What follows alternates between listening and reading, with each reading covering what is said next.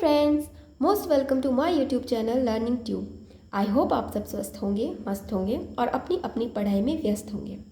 हमारे चैनल में हम आपको अलग अलग टॉपिक से रिलेटेड स्टडी मटेरियल्स प्रोवाइड कराएंगे।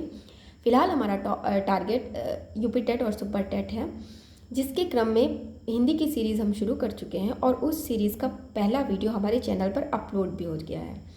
उसी टॉपिक से संबंधित कुछ MCQs लेकर आज मैं आपके सामने आई हूँ और ये MCQs वो हैं जो पुराने एग्ज़ाम्स में आए हुए हैं, चाहे वो UP TET, super TET, railways, विभिन्न अलग अलग एग्ज़ाम्स में एक क्वेश्चंस आए हैं, वहीं से छाट कर मैं आपके लिए लाई हूँ। तो चलिए शुरू करते हैं।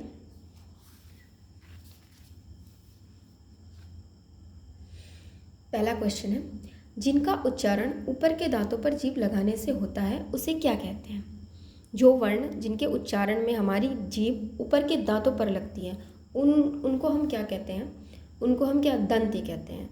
मूर्धा में जब जीभ लगती है तो उन्हें मूर्धन्य कहते हैं। कंठ में जब लगती है तब कंठ बोलते हैं, लेकिन जब दांतों पर जीभ लगती है जिन वर्णों के उच्चारण में, तो उनको हम दंत्य व्यंजन बोलते हैं। तो इसका आंसर हो गया दंत। दूसरा है, निम्नलिखित में से ऊष्म व्यंजन कौन से हैं? हमने पढ़ा था पिछले वीडियो में कि ऊष्म व्यंजन कौन कौन से हैं। इसको याद करने के लिए एक तरीका बताया था आपको कि ऊष्म में शा आता है, तो जो शा वाले व्यंजन है शा, शा, सा और एक हा भी होता है, ये चारों ऊष्म व्यंजन हैं। ऊष्म व्यंजन को संघर्षी व्यंजन भी कहते हैं। संघर्षी में भी शा आता है, तो आप चाहें तो इस शा को लेकर याद कर सकते हैं। इसलिए इसका आंसर हो गया थर्ड, शा, सा, सा। अगला है, निम्न में संयुक्त व्यंजन कौन सा नहीं है? नहीं है, ये चीज़ आप ज़रूर पढ़ लिया करिए, क्योंकि जल्दी जल्दी में कई बार हम लोग नहीं वर्ड छोड़ देते हैं और गलत ही आंसर को टिक कराते हैं। तो इसमें पूछा गया है कौन सा संयुक्त व्यंजन नहीं है? त्रा, या, क्ष, क्या। हमने पढ़े थे 4 होते हैं संयुक्त व्यंजन। त्रा भी एक संयुक्त व्यंजन है, ता और रा से मिलकर बनता है। क्ष भी एक संयुक्त व्यंजन है जो का और शा से मिलकर बनता है। या भी एक संयुक्त व्यंजन है। या एक संयुक्त व्यंजन नहीं है, या एक अंतस्थ व्यंजन है। या, रा, ला, वा हमने पढ़े थे ना, या, रा, ला, वा, ये चारों अंतस्थ व्यंजन होते हैं। अगला है, स्वर किसका भेद है? स्वर किसका भेद है ये भी हमने पढ़ा था। समास, वर्ण, संधि, लिंग। वर्ण भाषा की सबसे छोटी इकाई होती है और वर्ण के 2 भाग होते हैं, स्वर और व्यंजन। इसलिए स्वर किसका भेद हुआ? वर्ण का। अगला क्वेश्चन है, शा ध्वनि का उच्चारण स्थान है। शा, ये शीटी वाला शा है। इस शा ध्वनि का उच्चारण स्थान है, आप बोल के देखिए शा। जब हम शा बोलते हैं तो हमारी जीभ हमारे तालु को स्पर्श करती है, तो इसका उच्चारण स्थान है तालु। अगला क्वेश्चन है, अंगा। अंगा का उच्चारण स्थान है, ये अंगा लिखा है। अंगा जब हम बोलते हैं तो हम अंगा का उच्चारण स्थान नासिक है। ये चीज़ आप लोग याद रखिएगा। हर वर्ग का जो पंचम वर्ण है, जैसे का, खा, गा, घा का अंगा, चा, छा, जा, जा, इया, टा, ठा, डा, डा, अड़ा, ता, था, दा, धा, ना, इन सब का उच्चारण स्थान नासिक ही है। अगला क्वेश्चन है, अयोगवाह किसे कहा जाता है? तो अयोगवाह महाप्राण, संयुक्त व्यंजन, अल्प प्राण, अनुस्वार और विसर्ग। हमने स्वर पढ़ते समय पढ़ा था कि स्वरों की संख्या 11 होती है, पर जब उसमें हम अयोगवाह जोड़ देते हैं, अयोगवाह कौन कौन से होते हैं? अंग और आहा, ये अयोगवाह होते हैं।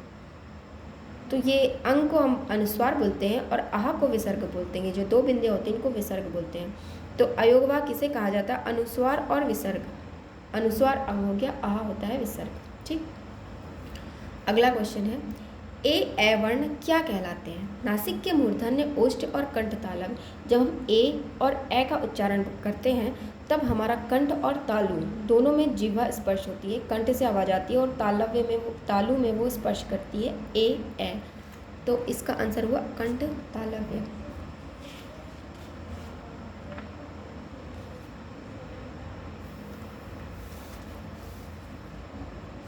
अगला क्वेश्चन है, निम्न में से महाप्राण व्यंजन कौन से हैं? हमने महाप्राण व्यंजन उस दिन पढ़े थे, एक चार्ट की सहायता से पढ़े थे कि अल्प प्राण, महाप्राण, अघोष, सघोष। तो उसमें हमने पढ़ा था कि हर वर्ग का दूसरा और चौथा व्यंजन इवन नंबर में होता है, सम संख्या में। दूसरा और चौथा व्यंजन वो महाप्राण होता है और पहला, तीसरा और पाँचवा ऑड नंबर में जो होते हैं वो अल्प प्राण होते हैं। तो यहाँ पर हमसे पूछा गया है कि महाप्राण कौन से होते हैं? हर वर्ग का दूसरा और चौथा। अब ये देखिए, का, चा, टा, ये तो पहले हो गए। गा, जा, का, खा, गा, ये तीसरा व्यंजन है हर वर्ग का। खा, छा, ठा, खा, का और खा, दूसरा है, चा छा ये भी दूसरा है, टा ठा। इसका मतलब ये सारे हर वर्ग के दूसरे व्यंजन हैं। तो दूसरे और चौथे व्यंजन ही महाप्राण होते हैं। तो महाप्राण पूछा गया तो हमारा आंसर ये हो गया, याद रखिएगा ये चीज़। निम्न में से मूर्धन्य व्यंजन कौन से हैं? मूर्धन्य हमारा जो तालु होता है मुंह के ऊपर वाला भाग, उसके आगे वाला भाग मूर्धा कहलाता है। तो जब हम किसी व्यंजन के उच्चारण के समय जिह्वा हमारे मूर्धा में टकराती है तो उसे मूर्धन्य व्यंजन कहते हैं। इसको एक तरीके से आप और समझ सकते हैं, जिन व्यंजनों के उच्चारण में हम अपनी जिह्वा को मोड़ कर ऊपर छुलाते हैं, मतलब उनको टच कराने में जिह्वा थोड़ी सी मुड़ जाती है। अब आप बोल के देखिए, ग घा नहीं, ज छा नहीं, डा ढा। जब हम डा और ढा बोलते हैं तो हमारी जिह्वा मुड़कर ऊपर टच होती है, तो यही मूर्धन्य व्यंजन कहलाते हैं। अगला है, हिंदी वर्णमाला में अयोगवाह व्यंजन कौन से हैं? हमने पीछे पढ़ा अयोगवाह कौन कौन से होते हैं, अंग और आहा अयोगवाह होते हैं। 12वां है, निम्न में से कौन सा घोष वर्ण है? स्पर्श व्यंजन में महाप्राण अल्पप्राण के साथ साथ हमने अघोष और सघोष पढ़े थे। तो घोष वही होता है जो सघोष होता है, ठीक। तो सघोष कौन से थे? हर वर्ग का तीसरा, चौथा, पांचवा व्यंजन सघोष व्यंजन होता है। अब इसे हमें देखना है, ख ये दूसरा व्यंजन है, चा ये पहला व्यंजन है, पा भा बा भा मा ये हो गया पांचवा व्यंजन। तो हर वर्ग का तीसरा, चौथा और पांचवा व्यंजन सघोष होता है, इसलिए माँ हो गया सघोष। इन चीज़ों को आप अगर और क्लियर करना हो तो पिछले वाले वीडियो में जो चार्ट के थ्रू हमने समझाया है, आप एक बार उसे देख लीजिएगा, उससे आपको क्लियर हो जाएगा पूरा। हिंदी में मूलतः वर्णों की संख्या कितनी है? हमने पढ़ा था हिंदी में मूलतः वर्णों की संख्या 52 होती है। अनुनासिक व्यंजन कौन से होते हैं?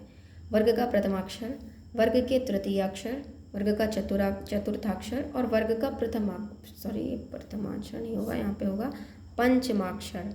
हर वर्ग का जो पांचवा अक्षर होता है वो अनुनासिक कहलाता है। जैसे अंगा, चा छा छा छा, इया, अड़ा, ना और मा, ये सारे अनुनासिक व्यंजन कहलाते हैं, ठीक है। तो इसका आंसर हो जाएगा वर्ग का पंचमाक्षर अनुनासिक व्यंजन कहलाता है। अगला है, निम्न में से ऊष्म व्यंजन क्या है? फिर से ऊष्म व्यंजन का क्वेश्चन आ गया। शा वाले जो वर्ण होते हैं, शा शा सा, इसका आंसर ये है।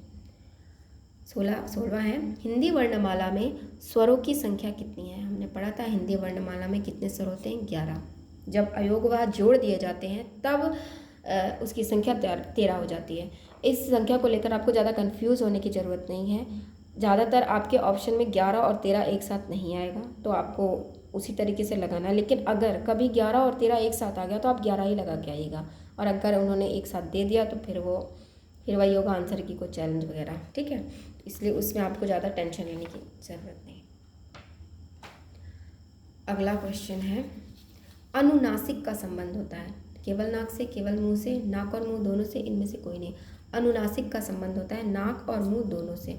अनुनासिक वर्ण कौन से होते हैं? जब ऊपर हम चंद्र बिंदी लगा देते हैं ना, जिन वर्णों के ऊपर यूँ चंद्र बिंदी, वो अनुनासिक कहलाते हैं, ठीक है। तो उनमें नाक और मुंह दोनों का यूज़ होता है।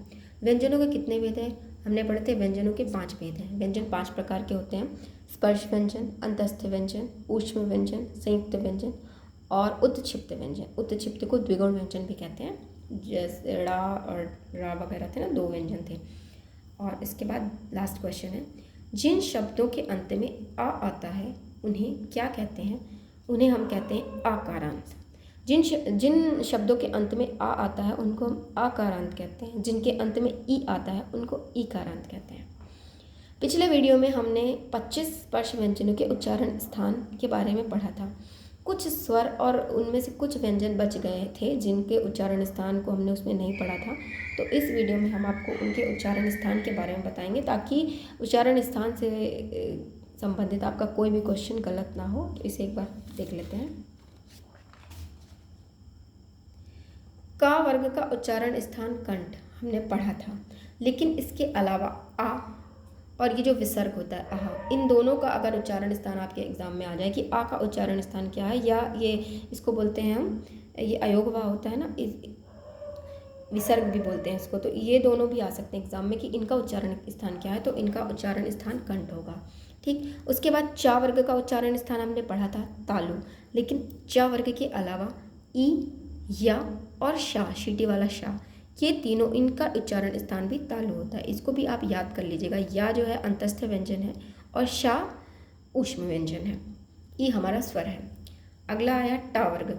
टा वर्ग का उच्चारण स्थान मूर्धा, ये हमने पढ़ा था, लेकिन टा वर्ग के अलावा री, रा और शा, इन तीनों का उच्चारण स्थान भी मूर्धा होता है। इसके बाद ता वर्ग। ता वर्ग का उच्चारण स्थान दंत होता है, ता था दा धा ना, लेकिन ता वर्ग के अतिरिक्त ली, ला और सा, सरौते वाला सा, इन तीनों का उच्चारण स्थान भी दंत होता है। ओष्ठ, पा वर्ग सारे ओष्ठ वाले होते हैं। उसके अलावा ऊ भी ओष्ठ, ऊ का उच्चारण स्थान भी ओष्ठ होता है। उसके अलावा कंठ ओष्ठ, जिनके उच्चारण में कंठ और ओष्ठ दोनों का यूज होता है, वो होते हैं ओ और औ। दंत ओष्ठ वा बहुत पूछा जाता है एग्जाम में कि वा का उच्चारण स्थान क्या है, दंत और ओष्ठ। जब हम वा बोलते हैं तो हमारे दांत हमारे होंठ पर से टकराते हैं, इसलिए वा का उच्चारण स्थान दंत ओष्ठ है।